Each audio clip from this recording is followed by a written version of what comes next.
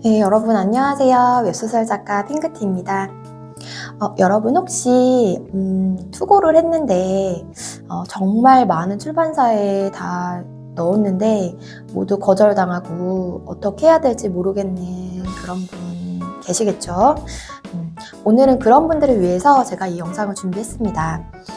일단 너무 속상하고 막막하실 거예요.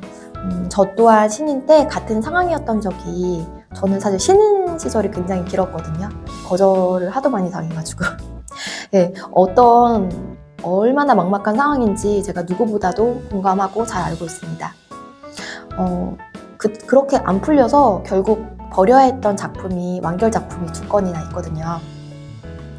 하지만 어쨌든 극복을 했고 다음 작품 계약을 했으니까 지금 웹소설 7년차 작가이고 또 10개가 넘는 작품을 계약하고 출간을 했겠죠. 저는 그때 어떻게 했을까요? 어떻게 극복하고 또 다음 작품 계약을 어떻게 가게 되었는지 저의 개인적인 경험담이기도 하고 개인적인 의견이기도 하지만 좀 공유하며 도움이 되실까 해서 이 영상을 좀 준비해봤어요. 여러분, 내가 그 많은 출판사에 넣었지만 안 된 건 분명히 이유가 있겠죠? 근데 중요한 건 그거예요. 뭐가 문제일까? 그거를 알아야 내가 이 작품을 좀 수정을 하든 아니면 다음 거 쓸 때 절대 그렇게 안 쓰든 할 거잖아요. 근데 그 뭐가 문제인지를 모르면 계속 그 상태로 간다면 그거야말로 정말 망한 거 아닐까요? 저는 그때 내가 도대체 뭐가 문제인지 그걸 알아야 했어요. 그래서 제가 한 행동은요, 방향성이 맞지 않다고 답장을 받은 출판사에 제가 다시 그 메일을 발송을 했어요. 다시 물었어요. 혹시 제 작품이 어떤 점이 부족했는지 그걸 다시 물었고요. 물론 엄청 예의 있게 물었어요. 어떤 점이 부족한지 말씀을 해주시면 비록 지금은 2년이 되지 않았지만 훗날 개선하고 더 좋은 작품을 써서 또 우리가 2년이 될 수도 있지 않겠냐 하면서 그 당신의 한마디가 저에게는 너무너무 대단히 중요하다고 그렇게 하면서 정말 예의 차려서 보냈고요. 일부 답장을 받았습니다. 그게 저의 문제점을 고칠 수 있는 계기가 되었고요.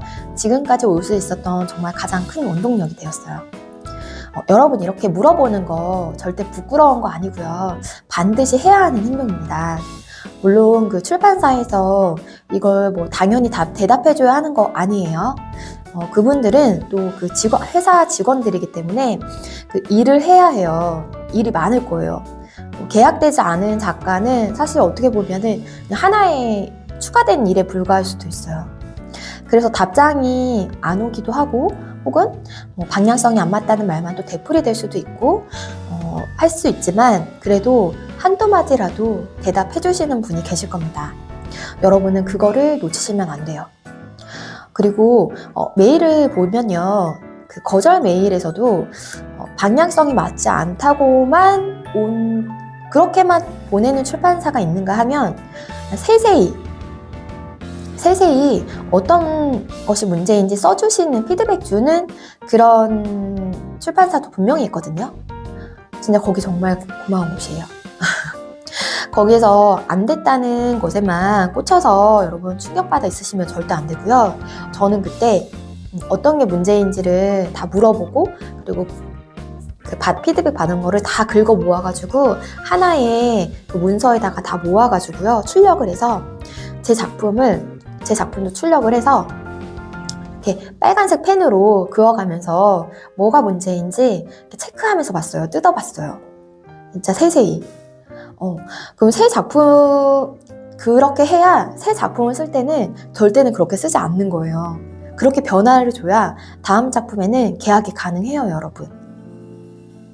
저는 어떤 피드백을 받았었냐면 너무 그 장면 전환이 작고 또 묘사가 너무 없다. 이렇게 답이 공통된 게 이렇게 왔었거든요.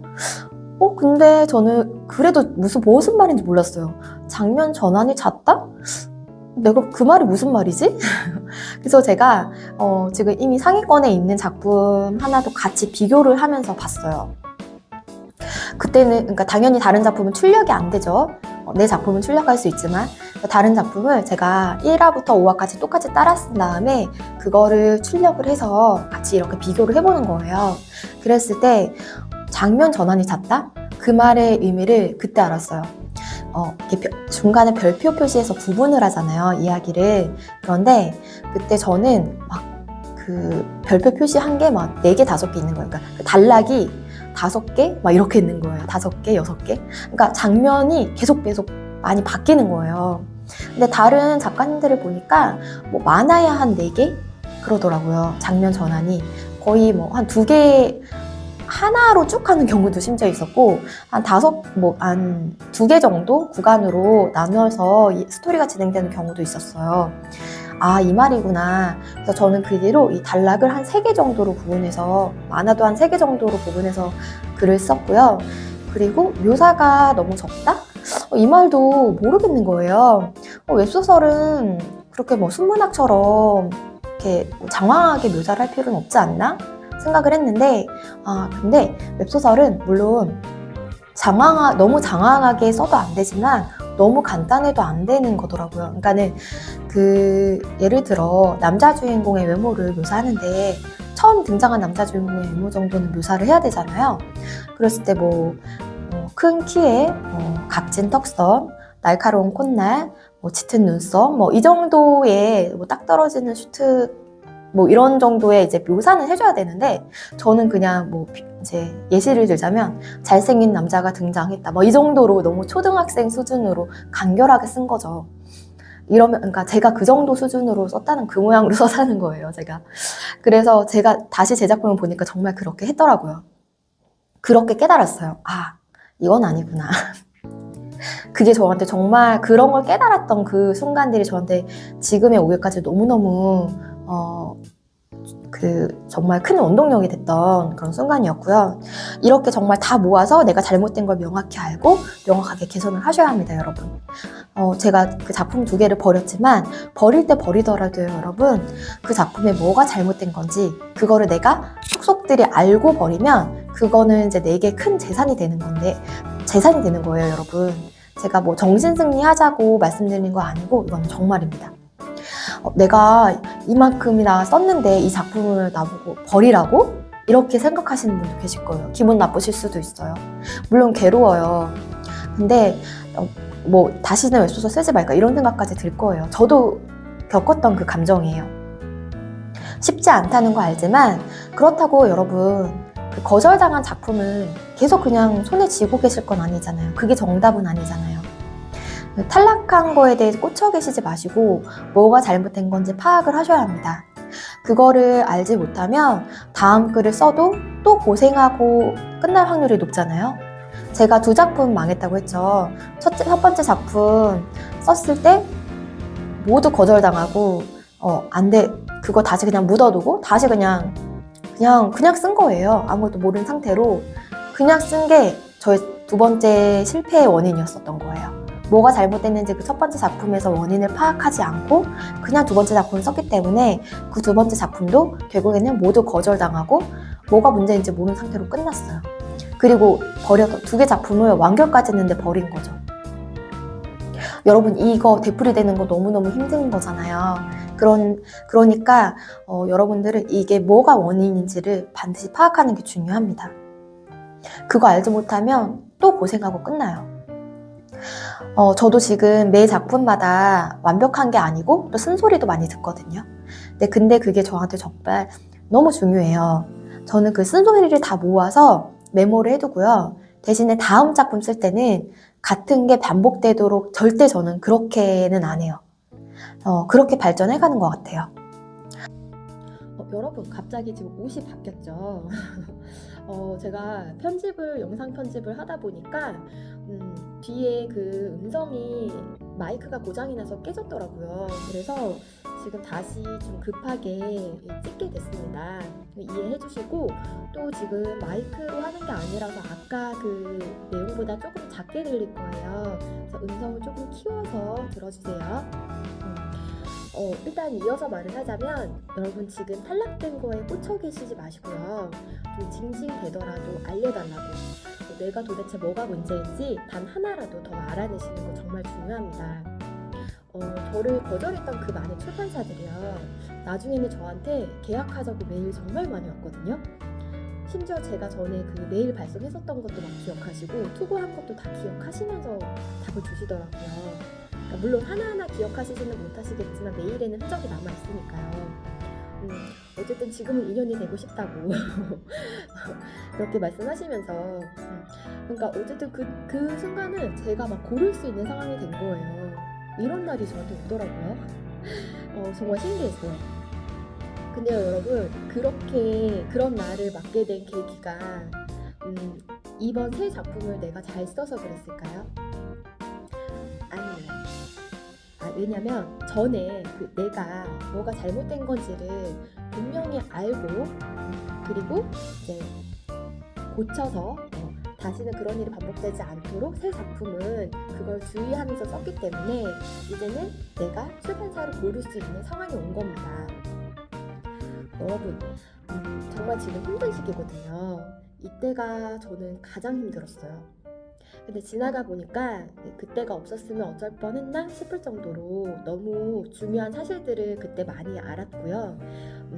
그러니까 내가 졸라서라도 내 문제점을 알아낸 거. 그래서 한 답변이라도 이끌어내서 알아내고 다시는 그렇게 하지 않고 개선해 나간 거. 이거 정말 저에게 큰 재산이 됐습니다. 혹시 작품을 어떻게 수정을 할까요? 아니면 다시 쓸까요? 이렇게 저에게 묻는 분이 혹시 계신다면요.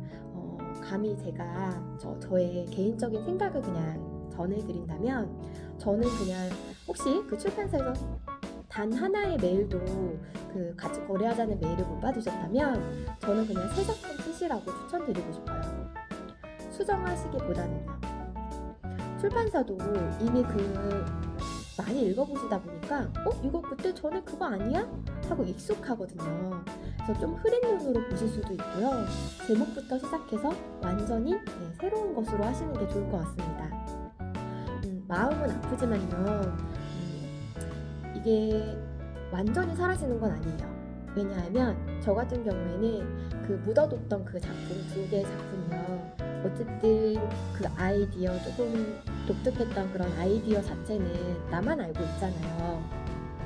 근데 나중에 조금 원활하게 글을 쓸 수 있게 될 때, 그때 다음 작품은 어떤 글 쓰지 할 때 내가 예전에 묻어뒀던 그 내용의 한 일부 정도를 좀 생각하면서 조금씩 끌어와가지고 이번에는 조금 더 예전보다 조금 더 능숙해졌으니까 글 쓰는 부분이 그걸로 예전의 소재를 이끌어와서 다시 새 작품으로 정말 예쁘게 만들 수 있거든요. 이 지금 작품을 내가 꼭 버린다고 생각하지 마시고요. 잠깐 내려놓는다 생각하시고 저는 차라리 새 작품을 쓰시라고 그렇게 추천을 드리고 싶어요. 근데 이게 너무 마음 아픈 거라서 저도 사실 좀 조심스럽습니다. 그 마음을 제가 너무 잘 알거든요. 하지만 여러분, 이렇게 극복해 나가시고 지금 힘든 마음을 극복하라는 게 아니에요. 여러분의 어떤 부분이 잘못됐는지 아시는 거, 그 부분을 반드시 개선을 하시고요. 그러다 보면 다음 작품에 그렇게 녹여내시면요, 그러면 정말 그 많은 출판사가 내게 메일을 다 보내면서 같이 하자는 말을 듣게 되는 날이 오실 겁니다. 내가 출판사를 고르는 날이 올 거예요. 진짜 와요. 저도 해냈잖아요. 저 그렇게 초딩스럽게 썼던 저도, 2 작품이나 묻어둬야 했던 저도 결국에는 그런 날을 맞았잖아요. 분명히 여러분도 하실 수 있고요. 정말 지금은 진짜 미친 사람이라고 생각이 들 정도로 내 문제점이 뭔지 하나라도 더 싹싹 긁어내서 들으시고 그거를 개선하세요. 그러면 분명히 좋은 날이 오실 겁니다. 여러분, 여러분의 그런 행복한 날을 기원하면서, 진심으로 기원하면서 저는 오늘 영상을 마칠 거고요. 사실 제가 이 영상을 찍겠다고 약속을 드린 분이 있었는데 너무 늦었어요. 제가 너무 지금 지금 마감을 앞두고 있어서 많이 바쁘기도 했지만 또 막 영상을 또 찍었는데 잘못되고 이래서 좀 늦어져서 많이 기다리셨을 수 있는데 너무 죄송한 마음이고요. 이해해 주시고 또 다음에 좋은 영상을 만들어서 가지고 오도록 하겠습니다. 네, 감사합니다.